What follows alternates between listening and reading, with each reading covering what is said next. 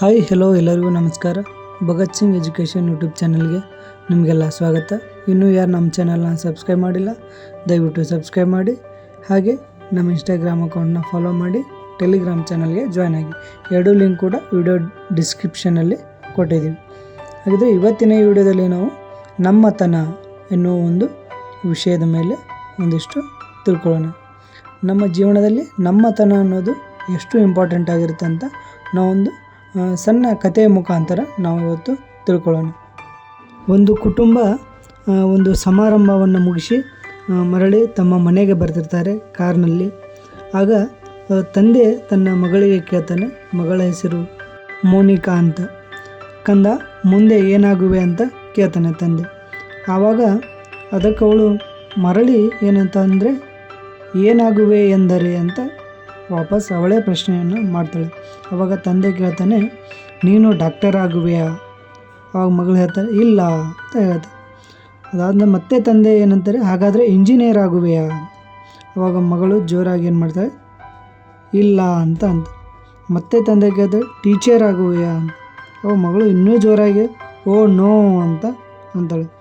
ಆವಾಗ ಅವಳ ಮಾತುಗಳನ್ನು ಕೇಳಿಸಿಕೊಂಡಂಥ ತಂದೆಗೆ ಒಂದಿಷ್ಟು ಕೋಪಗೊಂಡು ಮತ್ತೆ ಏನಾಗುವೆ ಅಂತ ಜೋರಾಗಿ ಕೇಳ್ತಾನೆ. ಅದಕ್ಕೆ ಮತ್ತೆ ಏನು ಹೇಳ್ತಾಳೆ ಮಗಳು, ಒಂದೇ ಕ್ಷಣದಲ್ಲಿ ನಾನು ಮೋನಿಕಾ ಆಗುವೆ ಅಂತ ಹೇಳ್ತಾಳೆ. ಆವಾಗ ತನ್ನ ಕೈಯಲ್ಲಿದ್ದ ಬೊಂಬೆಯನ್ನು ಅಲಂಕಾರ ಮಾಡುವುದರಲ್ಲಿ ತೊಡಗ್ತಾಳೆ ಆಕೆ. ಆವಾಗ ಅವಳ ಉತ್ತರ ಅವಳ ತಂದೆಗೆ ಆಶ್ಚರ್ಯದೊಂದಿಗೆ ತುಂಬ ಅರ್ಥಪೂರ್ಣವಾಗಿ ಕಾಣುತ್ತೆ. ನಾವಾಗುವುದನ್ನು ಬಿಟ್ಟು ಇತರರಂತೆ ಆಗುವ ಓಟದಲ್ಲಿ ನಮ್ಮತನವನ್ನು ಕಳೆದುಕೊಳ್ಳುತ್ತೇವೆ. ನಮ್ಮ ಇಷ್ಟಗಳು ಯಾರದೋ ಇಷ್ಟಗಳಿಗಾಗಿ ನಶಿಸಿ ಹೋಗುತ್ತವೆ. ಇತರರ ಇಷ್ಟಗಳಿಗೆ ನಮ್ಮ ನಿಜ ಅಸ್ತಿತ್ವವನ್ನೇ ಮತ್ತು ಆಸೆಗಳನ್ನು ಬಲಿ ಕೊಡುತ್ತೇವೆ. ನಾವಾಗಲು ಶ್ರಮಿಸಿದಾಗ ಮಾತ್ರ ಉಜ್ವಲ ಭವಿಷ್ಯವನ್ನು ರೂಪಿಸಿಕೊಳ್ಳಲು ಸಾಧ್ಯವಾಗುತ್ತದೆ ಅಂತ ಆ ದಿನ ಏನು ಮಾಡ್ತಾನೆ ತಂದೆ, ತನ್ನ ಮನವರಿಕೆಯನ್ನು ಮಾಡಿಕೊಳ್ತಾನೆ. ಅದಕ್ಕೆ ಹೇಳ್ತಾರೆ, ಪ್ರಪಂಚದಲ್ಲಿ ನಮ್ಮಂತೆ ಆಲೋಚಿಸುವ ಮನೋಭಾವದ ಮತ್ತು ಸಾಮರ್ಥ್ಯದ ಇನ್ನೊಬ್ಬ ವ್ಯಕ್ತಿಯನ್ನು ನೋಡಲು ಸಾಧ್ಯವೇ ಇಲ್ಲ. ಒಂದೇ ತಂದೆ ತಾಯಿ ಮಕ್ಕಳು ಒಂದೇ ರೀತಿಯಲ್ಲಿ ಇರುವುದಿಲ್ಲ. ನಾವು ವಿಭಿನ್ನ, ಎಲ್ಲರಿಗಿಂತ ಶ್ರೇಷ್ಠ ಮತ್ತು ಅನನ್ಯ ವ್ಯಕ್ತಿತ್ವ ಮತ್ತು ಶಕ್ತಿಯನ್ನು ಹೊಂದಿರುವವರು. ಈ ವಿಭಿನ್ನತೆಯೇ ನಮ್ಮತನ.